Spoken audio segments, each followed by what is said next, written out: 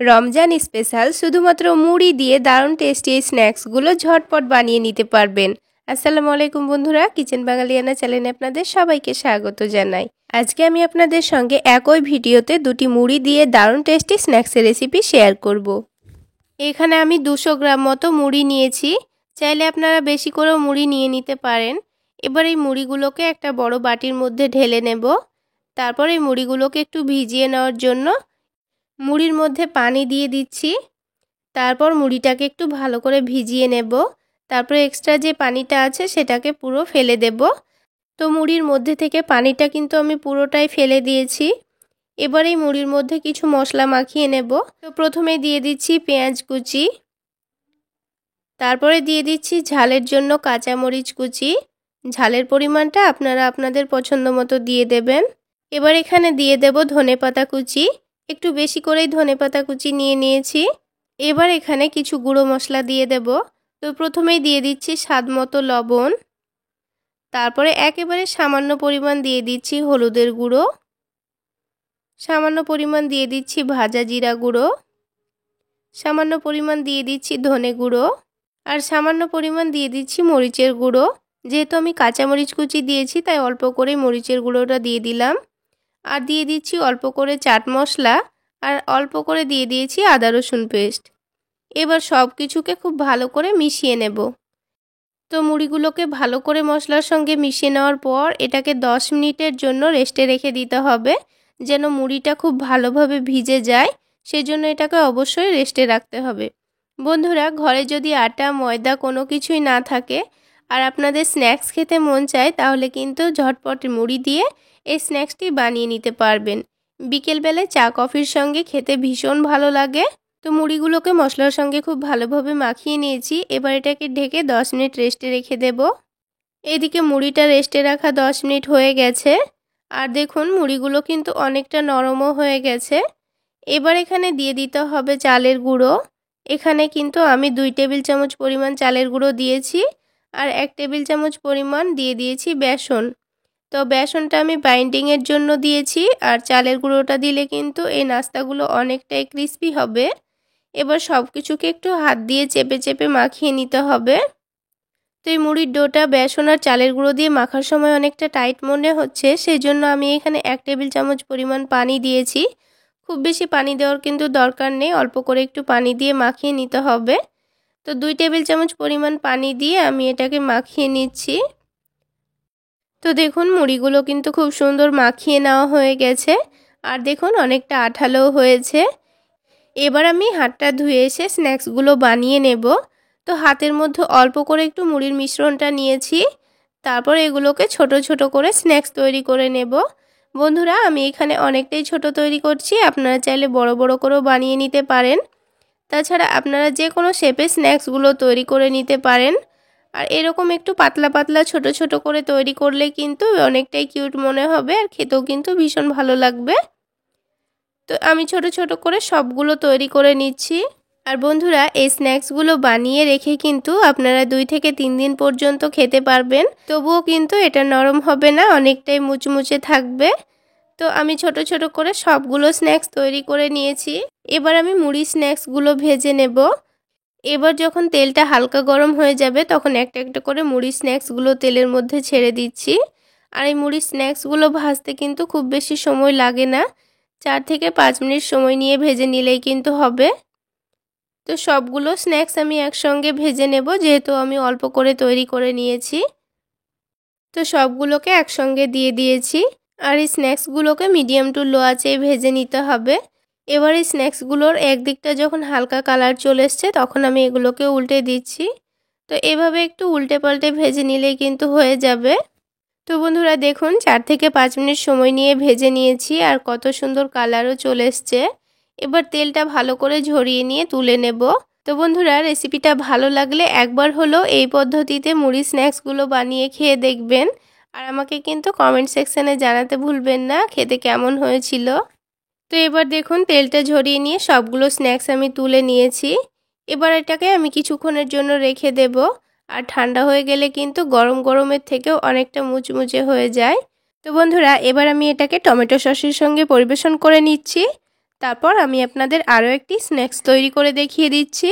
তো রেসিপিটা তৈরি করে নেওয়ার জন্য আমি এখানে চিড়া নিয়েছি, আর এই চিড়াটাকে খুব ভালো করে চেলে নিয়ে খুব সুন্দর করে মুছে নিয়েছি। যেহেতু চিড়ার মধ্যে অনেকটাই নোংরা থাকে, তাই খুব ভালো করে চেলে নিয়ে খুব ভালো করে এটাকে মুছে নিতে হবে। তো খুব ভালো করে মুছে নিয়ে এবার এই চিড়াটাকে আমি ব্লেন্ডারের মধ্যে ব্লেন্ড করে নেব।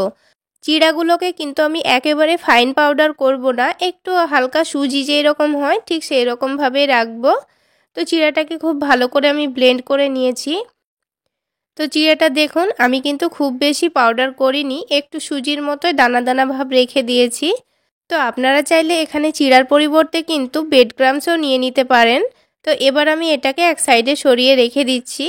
তারপর আরও একটা কাজ করে নিতে হবে। এখানে আলাদা একটা বাটির মধ্যে আমি 3 চামচ মতো বেসন নিয়ে নিচ্ছি। এবার শুধুমাত্র পানি দিয়ে বেসনের গোলাটা রেডি করে নিতে হবে।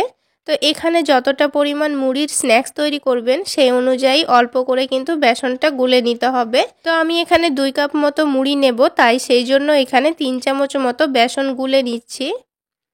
তো বেসনটা বারে বারে অল্প অল্প করে পানি দিয়ে গুলে নেব। আর বেসনটা কিন্তু খুব বেশি পাতলা করে গুলতে হবে না, একটু ঘন করেই গুলে নিতে হবে। তো দেখুন বেসনটা ঠিক আমি এরকম ঘন করেই গুলে নিয়েছি। এবার এটাকে আমি এক সাইডে সরিয়ে রেখে দিচ্ছি। এদিকে আরও একটা বাটির মধ্যে অর্ধেকটা সেদ্ধ আলু নিয়েছি। এখানে একটা বড় সাইজের আলু আমি সেদ্ধ করে নিয়ে অর্ধেকটা মতো নিয়ে নিয়েছি, আর এই অর্ধেকটা আলুতেই কিন্তু হয়ে যাবে। তো আলুটাকে একটা কাঁটা চামচ দিয়ে ভালো করে ম্যাশ করে নিচ্ছি। তো আপনারা যদি ছোট সাইজের আলু নেন তবে কিন্তু একটা আলুতেই হয়ে যাবে। তো আলুটাকে দেখুন আমি খুব ভালো করে ম্যাশ করে নিয়েছি। এবার এখানে কিছু মশলা দিয়ে দেব। তো প্রথমেই দিয়ে দিচ্ছি অল্প করে একটু গ্রেট করা গাজর। আপনাদের হাতের কাছে গাজর না থাকলে না দিলেও হবে। তো দিয়ে দিয়েছি টমেটো কুচি। টমেটো কুচি দিলে খেতে ভীষণ ভালো লাগবে। তারপরে দিয়ে দিচ্ছি পেঁয়াজ কুচি। এবার ঝালের জন্য দিয়ে দেব কাঁচামরিচ কুচি। ঝালের পরিমাণটা আপনারা আপনাদের পছন্দ মতো দিয়ে দেবেন। তারপর একটু বেশি পরিমাণেই ধনেপাতা কুচি দিয়ে দিয়েছি। তারপর দিয়ে দিচ্ছি স্বাদ মতো লবণ। হালকা কালারের জন্য সামান্য পরিমাণ হলুদের গুঁড়ো দিয়েছি, সামান্য পরিমাণ ভাজা জিরা গুঁড়ো, সামান্য পরিমাণ দিয়েছি ধনে গুঁড়ো, সামান্য পরিমাণ দিচ্ছি গরম মশলা গুঁড়ো, আর দিয়ে দিচ্ছি ম্যাগি মশলা। ম্যাগি মশলা দিলে খেতে ভীষণ ভালো লাগবে। তারপর দিয়ে দিচ্ছি অল্প করে একটু আদা রসুন বাটা। আপনাদের হাতের কাছে চাট মশলা থাকলে চাট মশলা দিতে পারেন, খেতে ভীষণ ভালো লাগবে। এবার এখানে মুড়ি দিয়ে দিচ্ছি। আপনারা যদি মুড়ির পরিমাণটা বাড়াতে চান তাহলে আলু আর এই বেসনের পরিমাণটাও কিন্তু বাড়িয়ে নিতে হবে। এবার মুড়ির মধ্যে অল্প করে বেসন দিয়ে দিচ্ছি। প্রথমে কিন্তু পুরোটা বেসন দিয়ে দেব না, অল্প করে বেসন দিয়ে মেখে নেব। তারপর আমি বাকি বেসনটাও দিয়ে দেব। তো দেখুন এখানে কিন্তু আরও বেসন লাগবে, খুব বেশি নরম করে ফেলা যাবে না। তো আমি অল্প অল্প করে বেসনটা দিয়ে দিচ্ছি। তো দেখুন পুরো বেসনটা দিয়ে আমি খুব ভালো করে এটাকে মেখে নিয়েছি। তো খুব ভালো করে মেখে নেওয়ার পর এবার এটাকে আমি 5 মিনিটের জন্য এইভাবে রেখে দেব। যদি মনে করেন রেস্টে না রাখবো তাও কিন্তু হবে। তো এবার হাতের মধ্যে অল্প করে একটু মিশ্রণ নিয়ে আমি নিজের পছন্দ মতো শেপে এগুলোকে ভেজে নেব। আপনারা আপনাদের পছন্দ মতো যে কোনো শেপ দিয়ে ভেজে নিতে পারেন। তো দেখুন আমি এটাকে হালকা চৌকো শেপে তৈরি করে নিচ্ছি। আর একটু পাতলা করে তৈরি করে নেবেন, তাহলে কিন্তু ভেতর থেকে খুব সুন্দর ভাজা হবে আর অনেকটাই মুচমুচে হবে। তো দেখুন একটু পাতলা করে আমি তৈরি করে নিয়েছি। তো একটা নাস্তা তৈরি করা হয়ে গেলে এটাকে সাথে সাথে চিড়ার মধ্যে আমি রেখে দেব। তো বন্ধুরা এই জন্যই আমি চিড়াটাকে এখানে ব্লেন্ড করে নিয়েছি। তবে আপনারা এখানে ব্রেড ক্রাম্বসও নিতে পারেন। আর ব্রেড ক্রাম্বস যদি আপনাদের হাতের কাছে না থাকে তাহলে এখানে টোস্ট বিস্কুট গুঁড়ো করে নিতে পারেন, তাও কিন্তু হয়ে যাবে। তো দেখুন একটা নাস্তা আমাদের তৈরি করা হয়ে গেল। এবার এটাকে একটা প্লেটের মধ্যে রেখে দিচ্ছি। তো আমি আপনাদের আরও একটা তৈরি করে দেখিয়ে দিচ্ছি। তো ঠিক একইভাবে হাতের মধ্যে নিয়ে এটাকে একটু ভালো করে চ্যাপটা করে শেপ দিয়ে দিতে হবে। তো বন্ধুরা এটা তৈরি করা খুবই সহজ আর খুব অল্প সময়ে আপনারা তৈরি করে নিতে পারবেন। রমজান মাসে ইফতারিতে আপনারা ঝটপট এরকম স্ন্যাক্স তৈরি করে নিতে পারবেন। খুব বেশি সময়ের কিন্তু দরকার হয় না, শুধুমাত্র সেদ্ধ করা আলু থাকলে আপনারা ঝটপট এই নাস্তাগুলো তৈরি করে নিতে পারবেন। তো দেখুন আমার কিন্তু আরও একটা নাস্তা তৈরি করা হয়ে গেল। তো বন্ধুরা ঠিক একইভাবে কিন্তু আমি সবগুলো তৈরি করে নেব। তো সবগুলো নাস্তা আমার তৈরি করা হয়ে গেছে, এবার এগুলোকে আমি ভেজে নেব। আর বন্ধুরা, আপনারা যদি এইভাবে এগুলোকে তৈরি করে ফ্রিজে স্টোর করেও রমজান মাসে খেতে চান তাও কিন্তু হবে। তো এগুলোকে হালকা গরম তেলের মধ্যে আমি একটা একটা করে ছেড়ে দিচ্ছি। তারপর গ্যাসের ফ্লেমটা বাড়িয়ে দিয়ে হাই হিটে কিছুক্ষণ ভেজে নেব। তারপর এটা যখন উল্টে দেব তারপরে কিন্তু গ্যাসের ফ্লেমটা লোতে করে দেব। তারপর একটু সময় নিয়ে ভেজে নিতে হবে, তাহলে ভেতরটা খুব সুন্দর ভাজা হবে আর এগুলো অনেকটাই মুচমুচে হবে। তো বন্ধুরা, আজকের এই মুড়ি স্ন্যাক্স আপনাদের কেমন লাগলো অবশ্যই কমেন্ট সেকশানে জানাবেন। আর ভালো লাগলে একটা লাইক শেয়ার করে দেবেন। সেই সাথে আমার এই সহজ রেসিপিগুলো যদি ইউটিউব চ্যানেল থেকে দেখে থাকেন চ্যানেলটি সাবস্ক্রাইব করে দেবেন। আর ফেসবুক পেজ থেকে দেখে থাকলে পেজটি ফলো করে দেবেন।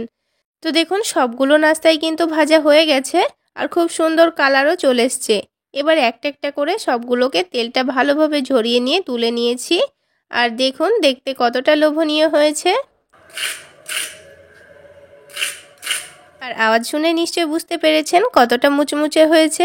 এবার এটাকে আমি ধনেপাতা চাটনি দিয়ে পরিবেশন করে নিচ্ছি।